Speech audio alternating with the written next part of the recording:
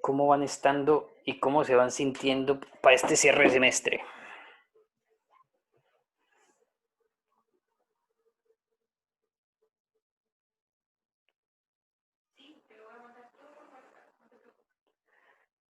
Ok, entonces vamos a lo que vinimos nomás. Inicio la clase.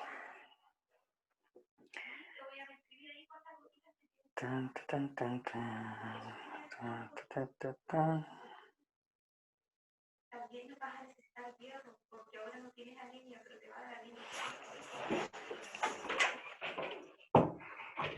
Bueno, espero se esté viendo el PowerPoint.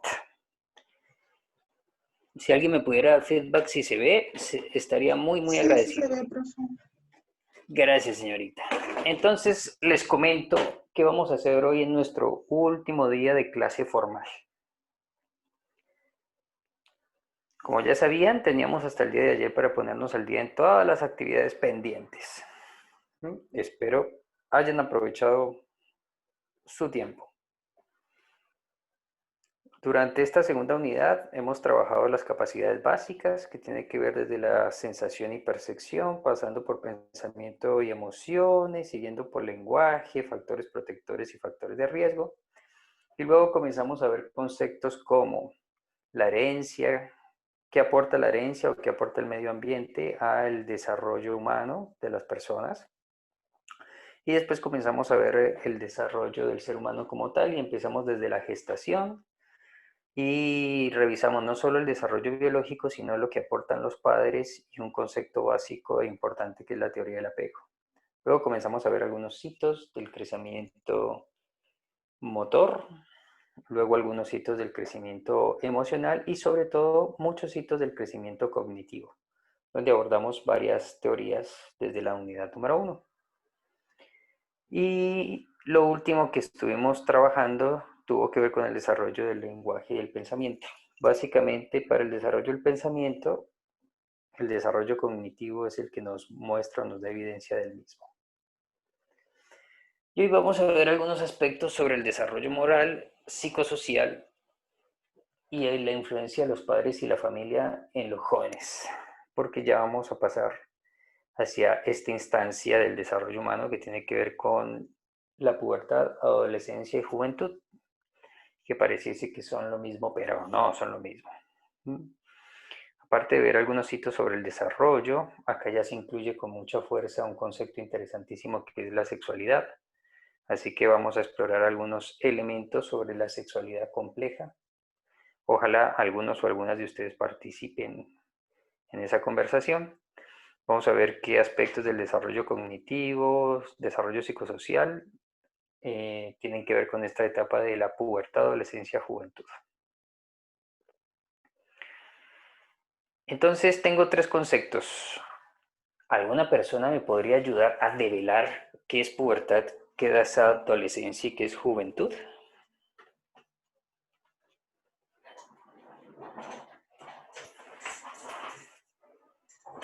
¿Alguien me tira un centro?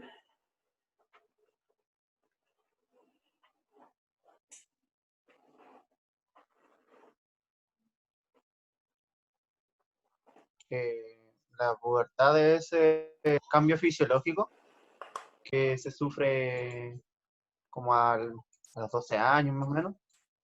Ya, El cuerpo empieza a pasar al ser el de un adulto, ¿no? los caracteres secundarios que llaman. Ujú. Perfecto. Muy bien, señor. Y usted lo acaba de decir, la pubertad es el inicio del desarrollo hormonal y biológico que generaría caracteres secundarios o aquellos caracteres que nos van a hacer ver como adultos.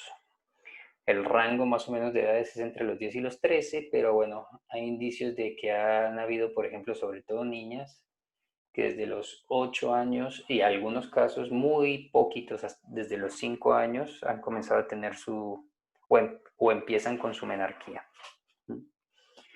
Por consiguiente, para ustedes, ¿qué sería adolescencia?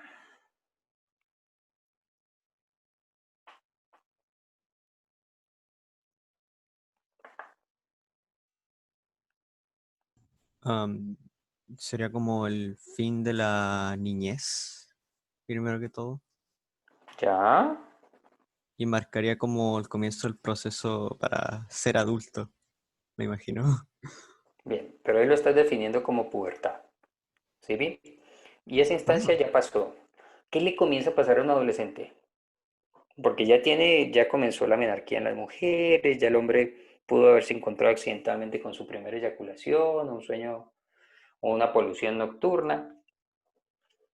Pero ¿qué le comienza a pasar Yo, al adolescente? yo encuentro que el adolescente lo que se sufre harto es de cambios químicos en el cerebro, porque empiezan a ser algunos más inestables, algunos pueden desarrollar Sí, depresión. Yo encuentro que la adolescencia es ya es como un paso antes de la adultez, donde la persona se sigue desarrollando de manera psicológica. exacto. El gran impacto ya comienza a ser psicológico y las expectativas sociales. Más sin embargo, el proceso de la pubertad ya continúa. Muy bien. Entonces, en esta adolescencia ya estamos hablando de una transición donde mi mente, para algunas cosas es niño, pero para algunas cosas es adulta. Y entonces comienza ahí a manipular para salirse con la suya.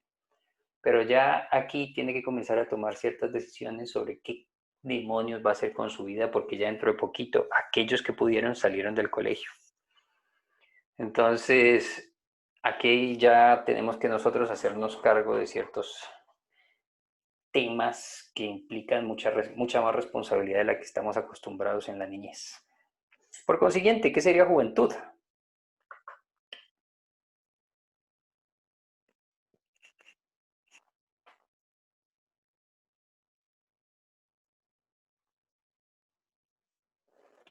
¿A qué le suena juventud? Que muchos de ustedes están en esta instancia.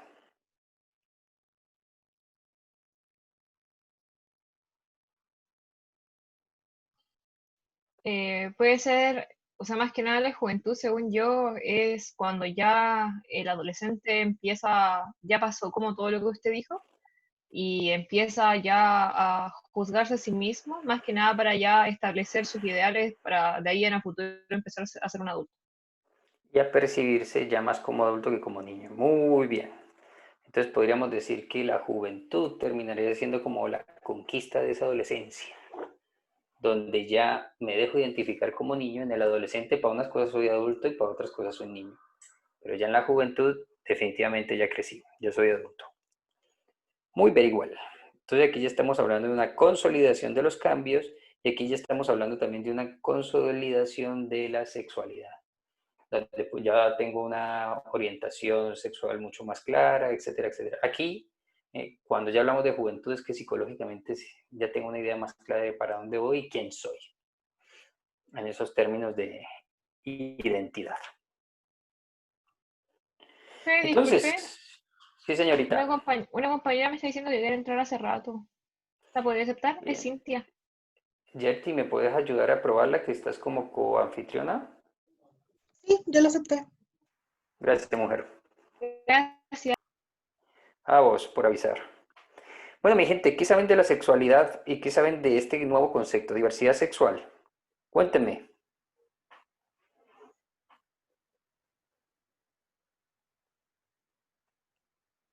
Cuando hablamos de sexualidad, ¿qué factores debemos tener en cuenta?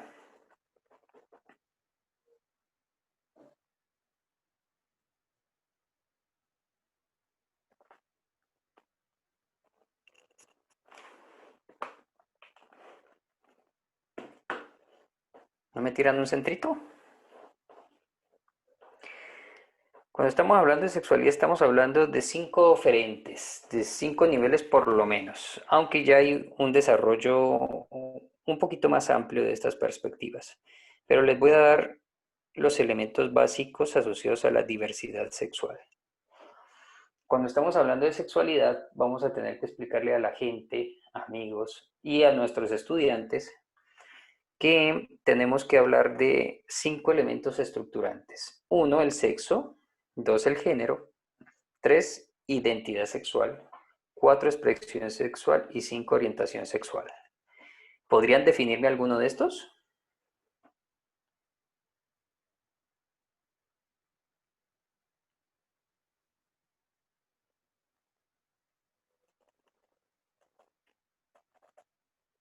¿Qué sería el sexo?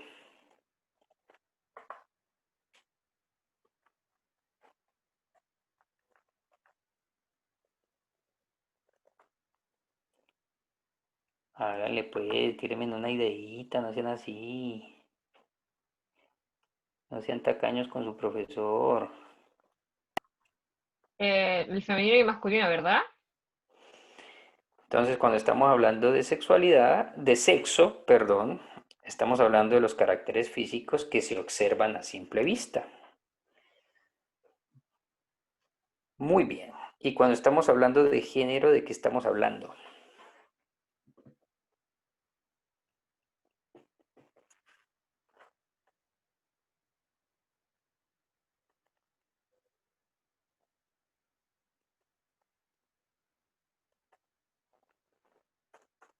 Como que dígalo ya, profesor, y déjese de joder, ¿sí o no?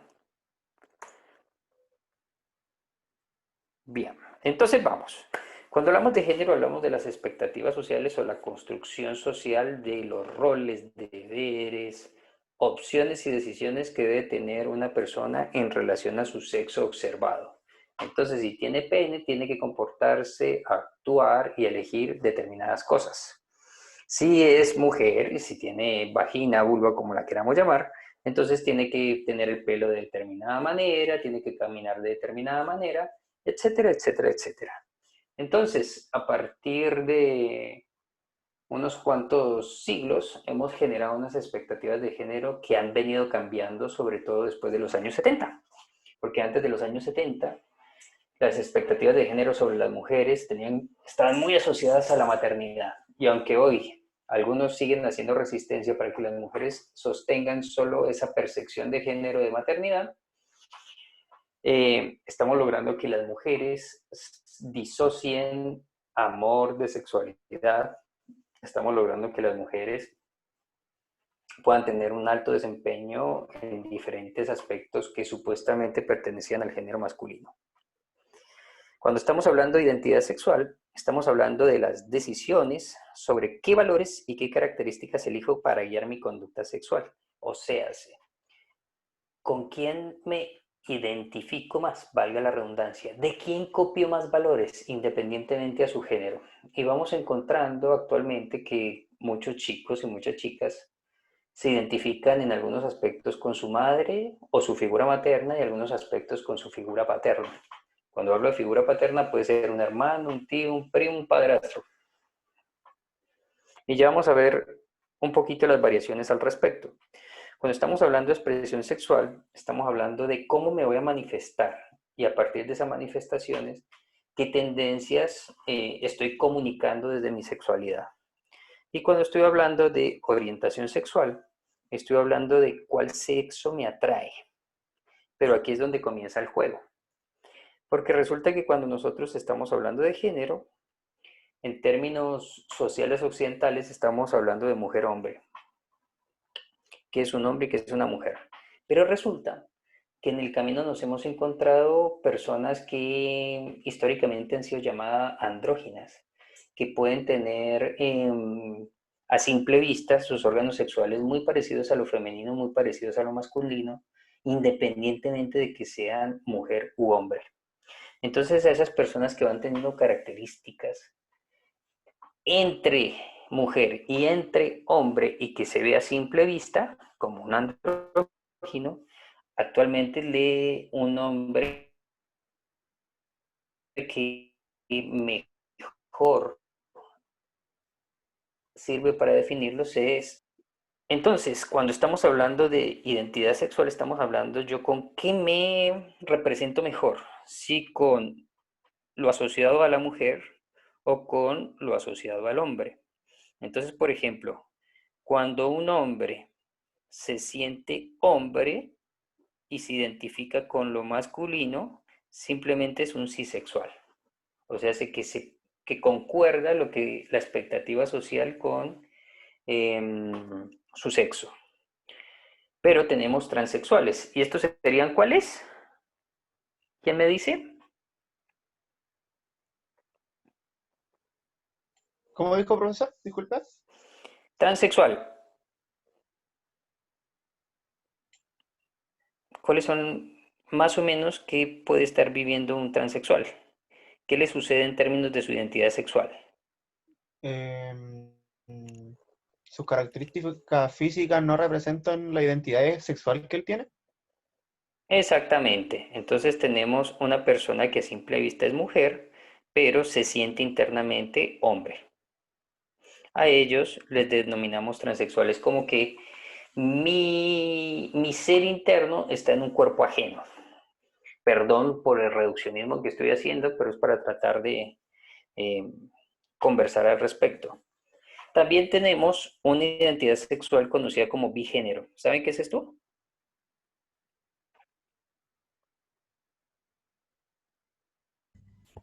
No, profesor, yo no tengo idea de eso. Yo tampoco, pero no mentiras. El bigénero trata de personas que a la vez se sienten hombre y a la vez se sienten mujeres, independientemente de cuál sea su sexo. Y básicamente dime, No se le llama no binario. es que tiene tantos nombres, es que aquí solo voy a dar algunos de los nombres, pero uno de los nombres también es no binario, pero aquí es donde nos viene un poquito más de complejidad, porque también tenemos género fluido, entonces tendríamos que ver si el no binario incluye el género fluido y el bigénero o no. Se nos complica aquí la cosa. ¿Saben a qué se le define una persona demigénero?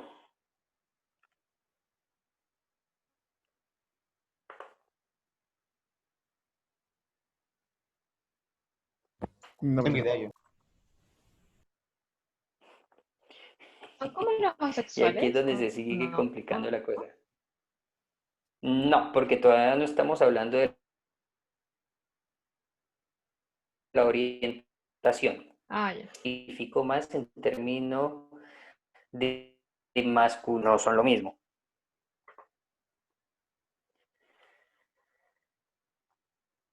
Aquí, cuando hablamos de demigénero, son personas que pueden sentirse no totalmente, sino un poquito identificadas con lo masculino o un poquito identificadas con lo femenino.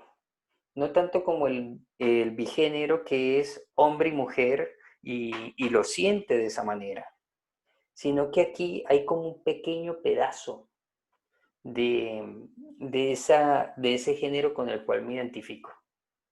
Esto es un poquito complicado de explicar porque aquí ya había contactado a 4 personas que más o menos tenían que ver con algunos de los factores de la diversidad sexual para que ustedes les preguntaran, pero bueno, lamentablemente no nos alcanzó el tiempo para haber tenido esta experiencia. Pero tranquilos que esto ahora se va a ampliar un poquito más porque les tengo un videíto que les va a ayudar a ampliarles un poquito más esta perspectiva. Otro elemento son los géneros fluidos, y los géneros fluidos son personas que su identidad va cambiando en el tiempo. Entonces, por ejemplo, de chiquitos tendían más a identificarse con lo masculino, luego en la adolescencia se identificaron más con lo femenino y a veces en la adultez es algo así como que hoy, mañana y pasado mañana me identifico con lo masculino y la semana entrante como que algo cambia y 2 días estoy con lo femenino y después vuelvo a cambiar con lo masculino. Es una percepción muy interesante de lo que le sucede a estas personas. Antes a los géneros fluidos y a los bigéneros eran diagnosticados como psicosis. Hoy en día nos dimos cuenta que no tiene que ver con una patología mental, sino que tiene que ver con temas de diversidad sexual y de identidad. O sea, es algo así como que lo vamos descomplicando. Y también hay personas que se consideran agéneros. Agénero, ¿esto qué significa? Que no se identifican ni con masculino, ni con femenino, ni con hombre, ni con mujer. ¿Mm? No, no se sienten. Y esto no quiere decir que sean asexuales, sino que su identidad, o sea, no comparten los valores o de lo masculino, ni de lo masculino ni de lo femenino. Y tenemos personas que les llaman el tercer sexo, que no son ni a género, ni masculino, ni femenino, sino que se consideran una cosa muy distinta. Este también lo van a ver en el videito para que les quede un poquito más claro. Pero lo que sí quiero comenzar a expresar aquí es que cuando estamos hablando de identidad sexual, estamos viendo que no es tan simple compartir valores asociados a un sexo y a un género, sino que puede ser de a partecitas, puede ser los dos a la vez, puede que masculino y hombre coincidan o femenino y mujer coincidan, puede que sea un cuerpo y psicológicamente yo tenga que ver más con el otro sexo, puede que por un tiempo sea masculino y por un tiempo sea femenino, puede que no me interese ninguno de los dos, etcétera. Entonces, por eso la lucha fuerte de lo que inicialmente se llamó la comunidad LGTBI, ahora es LGTBI más Q, un montón de cosas, porque cada vez nos vamos dando cuenta que va siendo más complicada esta perspectiva sexual. Y por ejemplo, hay historias descritas en Norteamérica por exploradores donde algunas comunidades indígenas hablaban de 5 géneros. No hablaban solo de masculino y femenino, sino que hablaban de 5.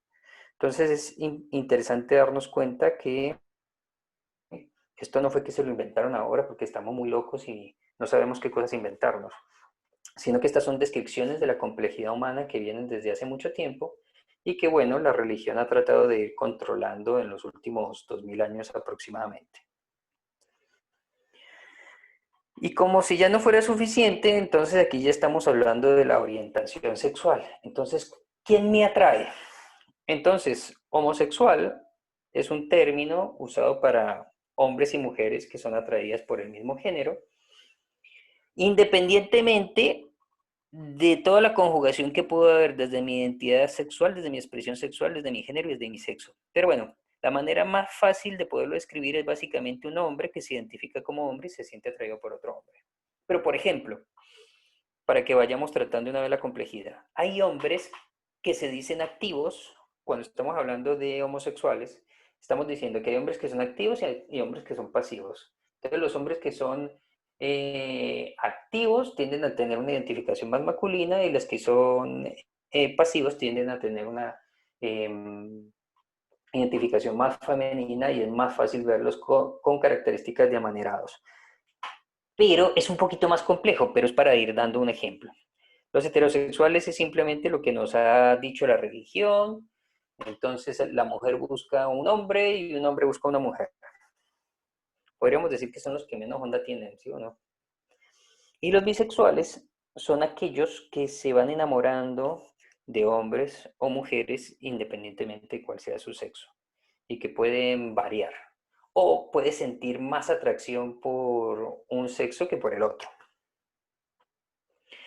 Y tenemos también el concepto de pansexuales. ¿Saben qué es eso de pansexual? Se supone, bueno, tengo entendido que son las personas que sienten atraídas hacia las personas como tal, no miran su identidad sexual o su expresión sexual. Muy bien, maestro. Entonces simplemente no les importa el género, sino que...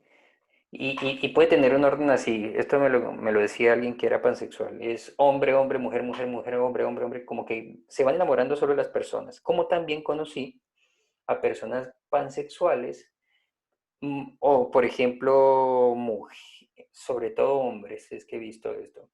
Un hombre identificado como cisexual, de género masculino, pero se siente terriblemente atraído por personas transexuales. ¿Mm? Y aquí también están los asexuales. Una cuestión es ser a género y es no identificarme con ningún género.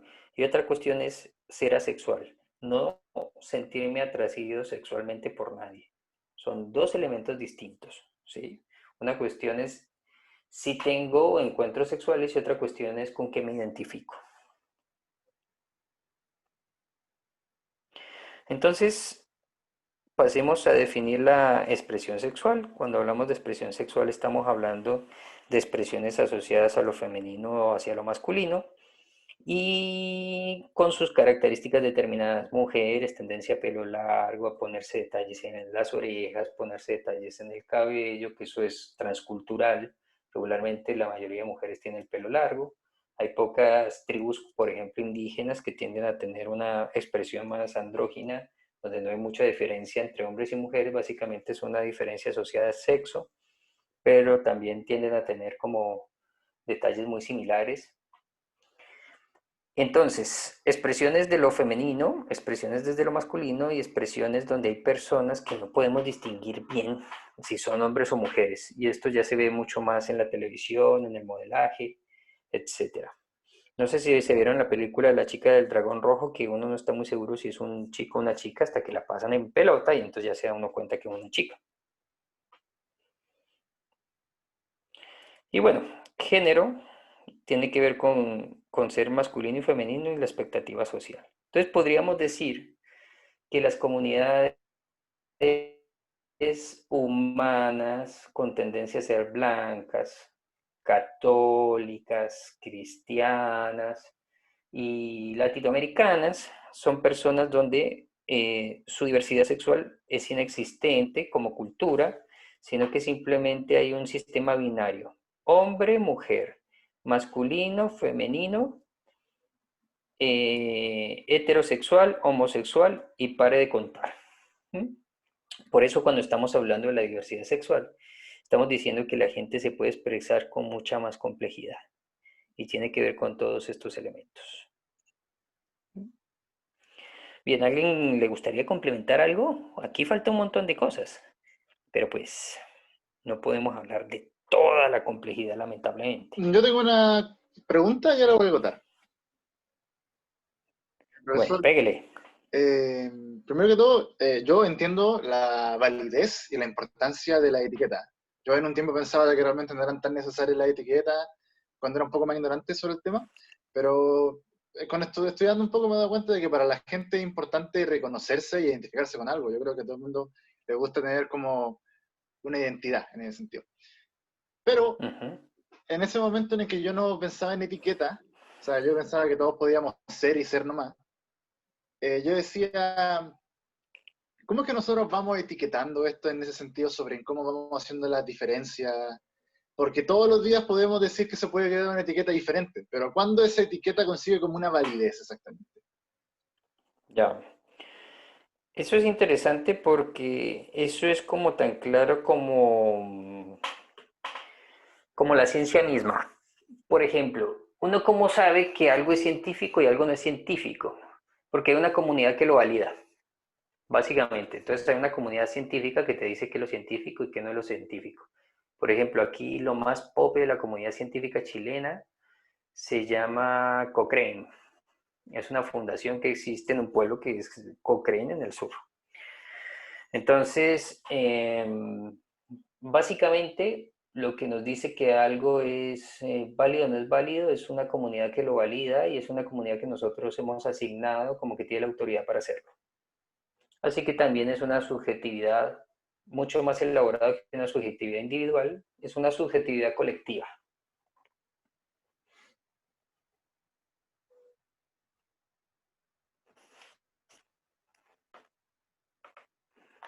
Pero he respondido en algo. Claro, es que como usted dice, es subjetivo, entonces yo también tenía como la idea de que era subjetivo, entonces es complicado. Sí, y eso es lo que llama Maturana objetividad entre paréntesis, ¿sí? Porque una comunidad científica que valida algo y que tiene un método y que tiene teorías que se parecen y que pueden ser hasta complementarias, es mucho más objetivo que las opiniones que podemos dar en una universidad, aquellos que leen los libros, o lo que nosotros podemos hacer en la vida cotidiana termina siendo mucho más subjetivo porque no tiene un proceso de verificación y replicabilidad. Pero la objetividad entre paréntesis es como una subjetividad muy desarrollada y evolucionada y trabajada.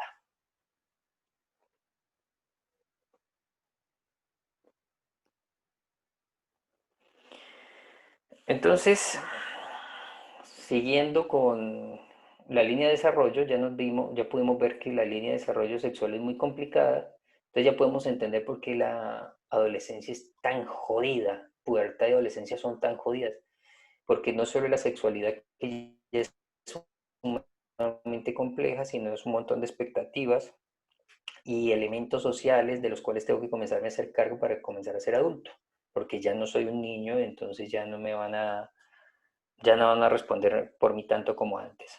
Entonces toda esta complejidad comienza a ser mucho más factible y comienzan a aparecer síntomas como estos, que han tomado mucho vuelo en los últimos 15 años, como los trastornos asociados a la alimentación, y donde interesantemente las mujeres pasan a tener una mayor sintomatología asociada a esta problemática, como los trastornos de ingesta de alimentos asociados a la anorexia, que es la resistencia a alimentación, y la bulimia, donde no me resisto, pero tengo que devolver, vomitar los alimentos. Y entonces ahí hay todo un proceso de investigación y afrontamiento que es muy complejo y es difícil en el proceso de tratar de recuperarse o tener una persona que se recupere de estos dos procesos. Pero sí hay un elemento en común entre la bulimia y la anorexia, y es una pesada presión que hay de madres a hijas. Otro de los elementos que comienza a dispararse entre la adolescencia y la juventud tiene que ver con el consumo y abuso de sustancias, donde Arica, a pesar de ser tan chiquitín, por ponderación poblacional es una de las ciudades donde los jóvenes más consumen, sobre todo cocaína, y hay un alto consumo de alcohol en lugares como Arica y Iquique, y sobre todo llevamos también la delantera en contagios de SIDA. Es impresionante.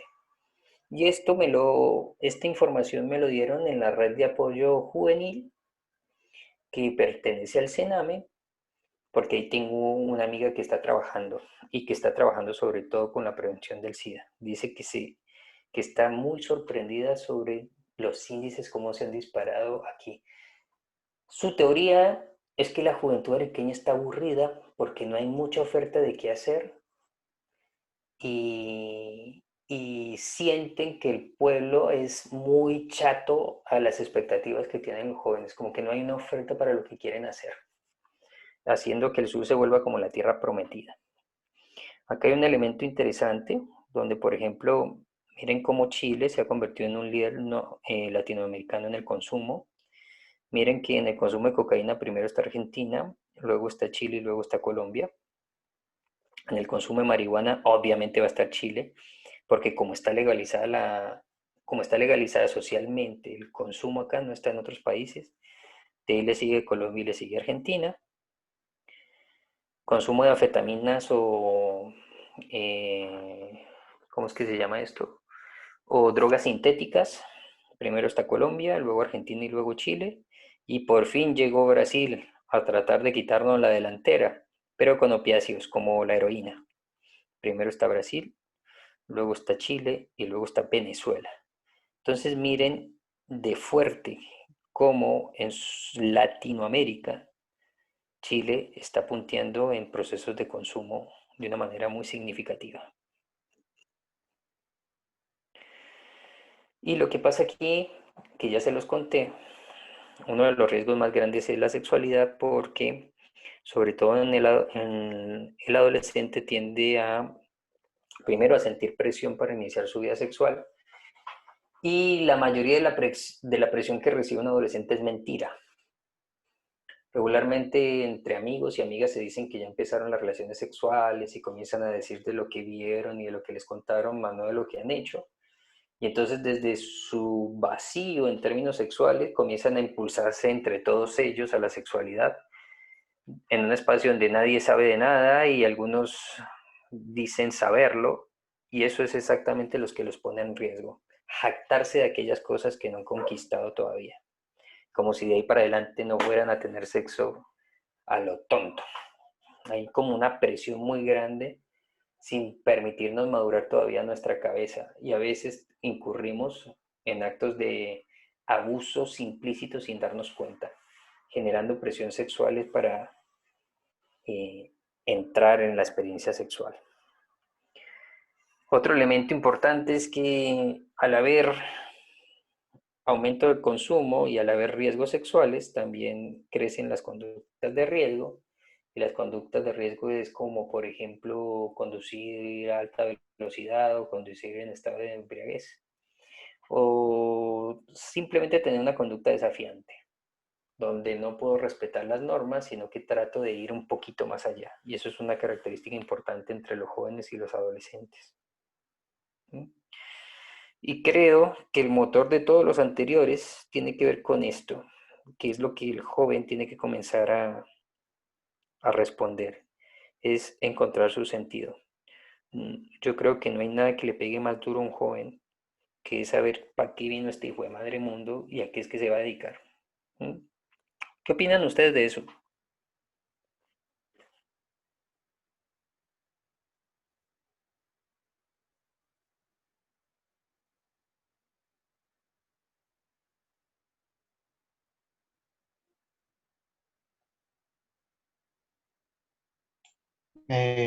Ahora, sinceramente, yo encuentro que en términos del sentido, yo creo que uno nunca para de buscar el sentido a lo que quiere hacer o a la vida como tal. De hecho, quizá ya hay gente de nuestra edad que aún, incluso más vieja, que aún no encuentra el sentido. Es algo bien difícil, bien complicado y en especial, como usted dijo, para los adolescentes que no saben para dónde va el mate. Exacto. Y porque aquí el adolescente comienza a sentir algo y es, ya no quiero que me manden. Hay algo por dentro que le dice, ya no lo quiero que me manden, quiero hacerlo por mí mismo. Pero ¿qué me pongo a hacer? Siento que lo quiero hacer por mí mismo, pero ¿qué? ¿Qué es lo que tengo que hacer por mí mismo? Entonces se arma como un enredo sobre el enredo.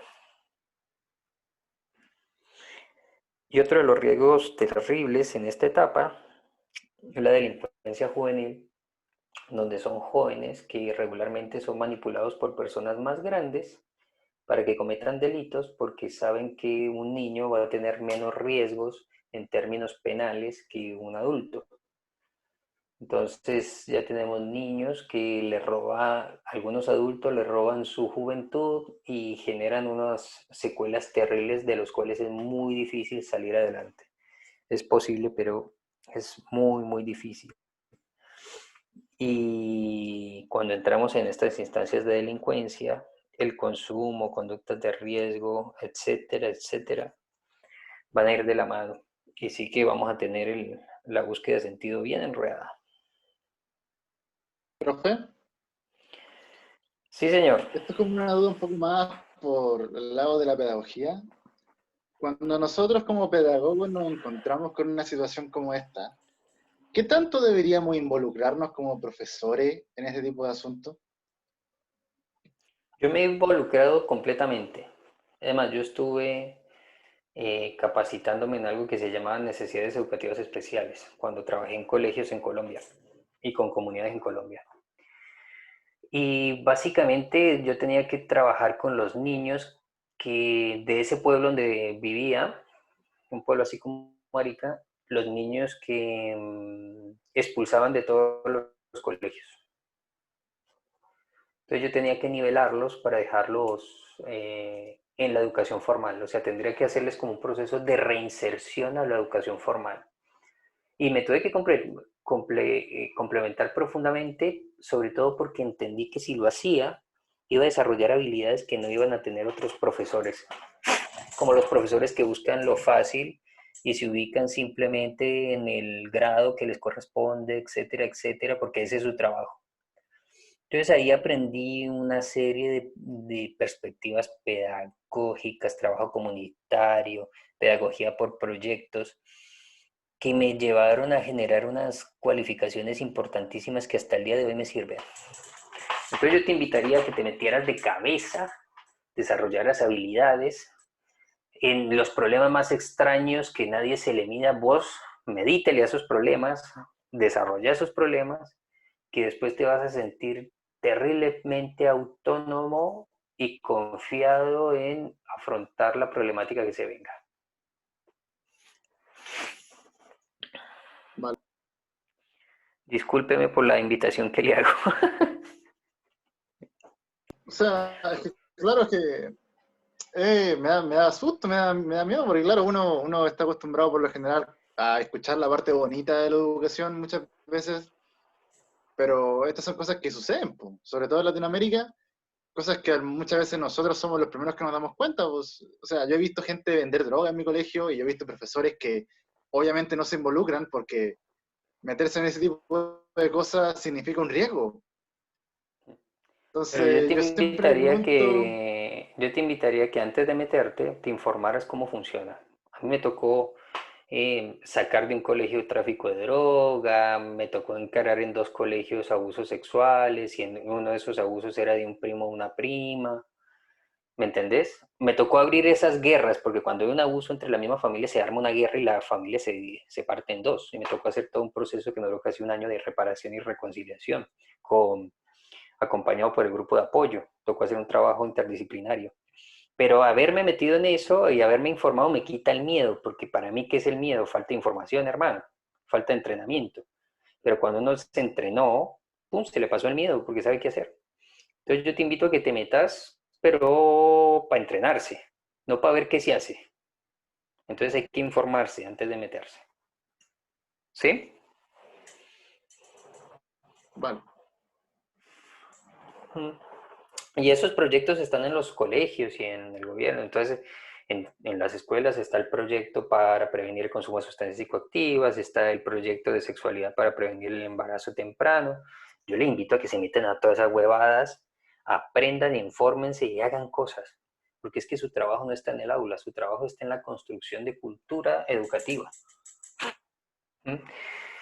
Y ustedes no los están formando solo para dar clase, ustedes también se están formando para poder ser directivos. Entonces no vean que su trabajo es solo con niños en el aula. No, no es una visión adecuada ni realista. Su trabajo es gestión educativa. Prosiguiendo, mi querida gente, cuando estamos hablando del desarrollo cognitivo de los adolescentes y los jóvenes, estamos hablando que ya en este momento el desarrollo cognitivo y socioemocional es la misma joda. Cuando estábamos más chiquititos, el desarrollo cognitivo y motor era lo mismo. Aquí ya no. Aquí ya el desarrollo motor seguirá para los que hagan un entrenamiento determinado.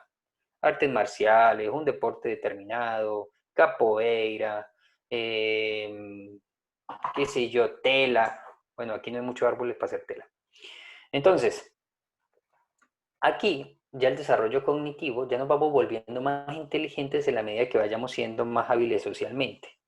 Entonces, en términos de la teoría de Piaget, ya estamos en las operaciones formales y aquí es donde decimos que ya las personas sí o sí tienen que tener un pensamiento abstracto.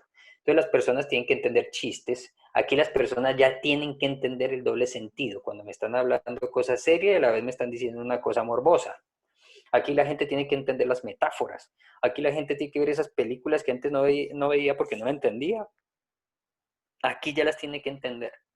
Aquí ya tiene que entender una literatura más compleja. Si no, los invito a que se esfuercen a hacerlo porque ya tienen que tener sus operaciones formales activas. Por consiguiente, una persona que tiene operaciones formales, o sea, tiene pensamiento abstracto y puede futurizar, diseñar planes y darse cuenta si le están haciendo trampa o no le están haciendo trampa, es una persona que puede tener pensamiento hipotético deductivo. ¿Qué es esto? Entonces dice, mi mamá llegó con la cara rara. Irregularmente, por la fecha, esto es que se peleó con el novio. Oh, que lo parió. Hoy mejor no le pido lo que le necesito pedir. Voy a esperar hasta mañana o hasta el lunes que va a estar más calmada. Hacer todo ese proceso requiere un pensamiento hipotético porque desarrolla hipótesis y deductivo porque comienza a combinar variables. En esa construcción, otro de los elementos del desarrollo es que ya tenemos un pensamiento declarativo, procedimental y conceptual. ¿A qué se refiere declarativo? Que ya puedo decir lo que me pasa y poderlo decir con mucha claridad. Ya debería tener esto conquistado. Procedimental porque lo puedo explicar. Miren que lo que acabo de decir. Por ejemplo, siento ansiedad. Ya estoy declarando mi ansiedad. Estoy ansioso porque se está acabando el semestre y la próxima semana tengo que rendir varios exámenes, incluido el del detestable profesor Julio González. Entonces ya estoy dando un procedimiento de lo que me está pasando. Y conceptual, ¿por qué? Porque bueno, entonces vamos a concentrarnos de esta manera. Entonces el lunes estudio para esta materia, el martes estudio para esta materia y el miércoles tempranito voy a estudiar para el profesor Julio. ¡Pum! Y saco mis propios conceptos y deducciones de lo que estoy diciendo. Es algo así como que ya me puedo ordenar solo con mi pensamiento. Aquí ya dejo de contar con los dedos, ya puedo hacer operaciones matemáticas sin necesidad de contar con los dedos. Aquellos que todavía están contando con los dedos, bueno, esfuércense para que puedan entrar a esta etapa. Lenguaje con perspectiva social o formal. ¿Y a qué nos referimos con esto? Aquí comenzamos a desarrollar un pubilecto. ¿Y esto a qué se refiere? A que cada nueva generación va creando sus propias palabras. Palabras que antes no existían y que ahora existen. ¿Podrían darme 2 ejemplos de 2 palabras que utilizan los jóvenes chilenos?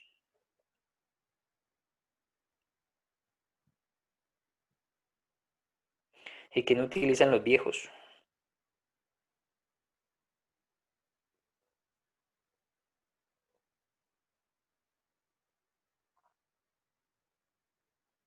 Es que aquí en Chile, profesor, se dice cada tontera que es difícil. Sí, pero si vos te das cuenta, hay cosas que dicen los actuales jóvenes que no dicen personas un poco más grandes, porque el joven se inventa nuevas palabras y nuevas relaciones.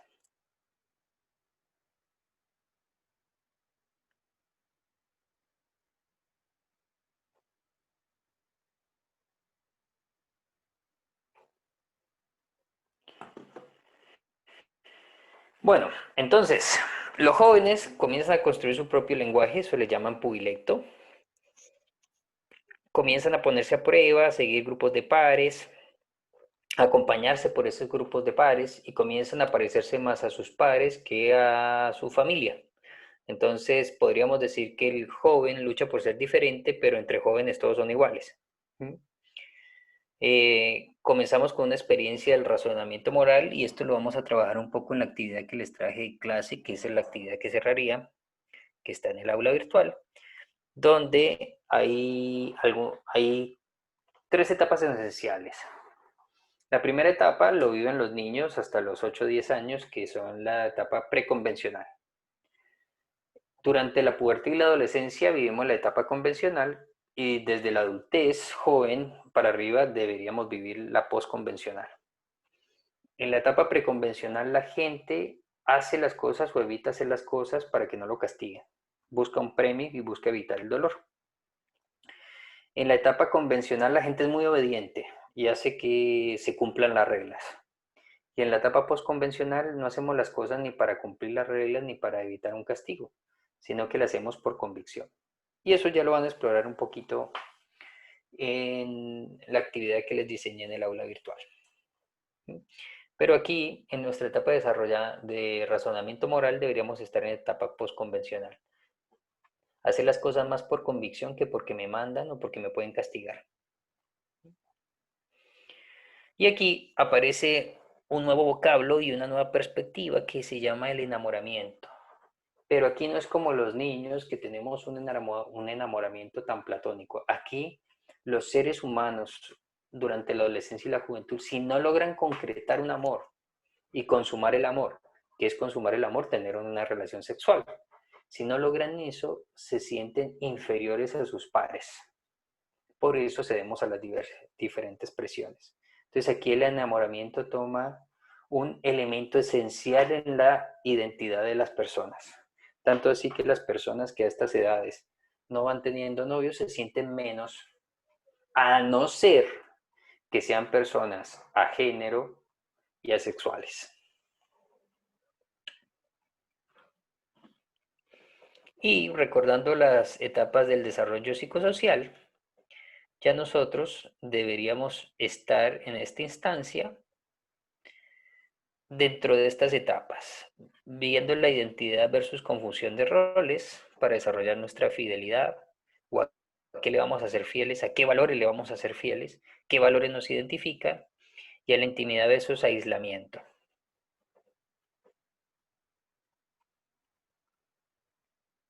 Bien, ¿qué les voy a invitar? Si van al aula virtual y buscan quinta clase unidad 2, ahí encontrarán el material que incluye este PPT y unos documentos. Esos documentos van a ser importantes porque les van a ayudar a desarrollar la actividad en clase 4. Y abajito de la quinta clase, unidad 2, van a encontrar la actividad en clase 4. Ahí les pido que ingresen, sigan las instrucciones, miren los videos, revisen los textos y acuérdense, La actividad solo finaliza si le dan finalizar. Si terminan todo pero no ponen clic en finalizar, no sale el porcentaje de participación completito. ¿Mm? Así que por favor no olviden de hacerlo.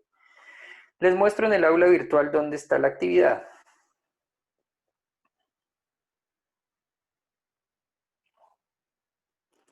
Aula virtual, segunda unidad, buscamos quinta clase. Tercera, cuarta, quinta clase. Quinta clase está con la fecha de hoy. Aquí donde dice quinta clase está todo el material y está también el material para aquellas personas que tengan problemas en entrar en la actividad en clase 4. Ahí lo tienen en Word para que lo desarrollen en Word. Ahora lo que les pido es que ingresen aquí a actividad en clase 4, juventud, hagan clic y desarrollen las actividades que hay para hacer. Y ahí van a iniciar. Yo estoy aquí en la parte final. Le di continuar. Entonces, primero van a ver unos videos, luego va a haber una revisión de textos y al final les van a aparecer dos preguntitas para que respondan. ¿Les queda claro lo que hay que hacer? Sí, Sí, profe. Perfecto. Entonces, por favor, vamos nomás y me van preguntando qué van necesitando. Tranquilos que la actividad no tiene límite de tiempo. Lo que tiene límite es de intentos para responder, son solo 3.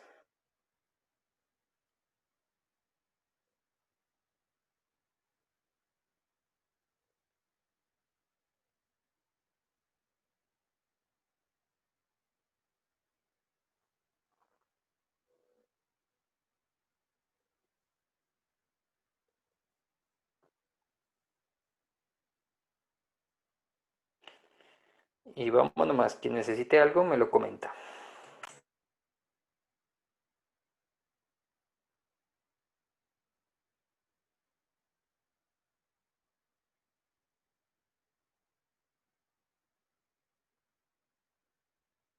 ¿Se ¿me te puedes decir reinició? cómo llego la actividad de nuevo? Aula virtual, quinta clase. Actividad en Aula virtual. clase, segunda unidad, actividad en clase 4. Ok, en segunda unidad, actividad en clase 4, ¿verdad? Sí, abajito de quinta clase. Vale.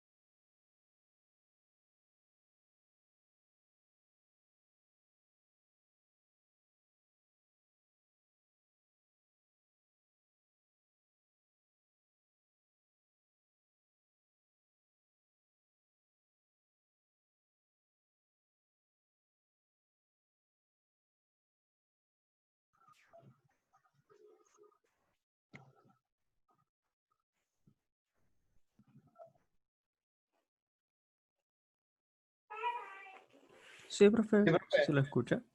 Perfecto. Porque ya debo dejarlos libres y separados de mí. ¿Le Bueno, les mandamos mando ¿le mandamos el párrafo nomás? O sea, le damos a finalizar. Exacto. Y ahí lo mandan automáticamente.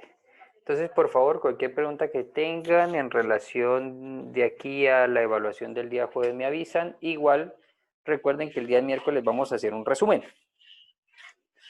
¿Estamos? Sí, profe. Oiga, disculpe una consulta. Dígame, Master. La puedo enviar hasta la noche, ¿cierto? No hay problema. Sí, queda esta actividad que abierta hasta la otra semana. Ah, perfecto. Ya, profe, muchas gracias. Bueno, gente, un abrazo pues. Chao, chao, cuídese. Chao, chao, cuídense.